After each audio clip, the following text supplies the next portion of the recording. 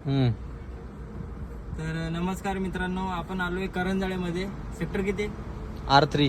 Sector R3 ला ही Honda city बंद पडली होती आणि याचा चाबीचा प्रॉब्लेम होता. तर आपण सकाळी आलो आणि चाबी स्विच खोलला आणि घेऊन गेलो, रिपेअर करून आणला, लावला आहे. तर आपण आता बघू, गाडी करू स्टार्ट.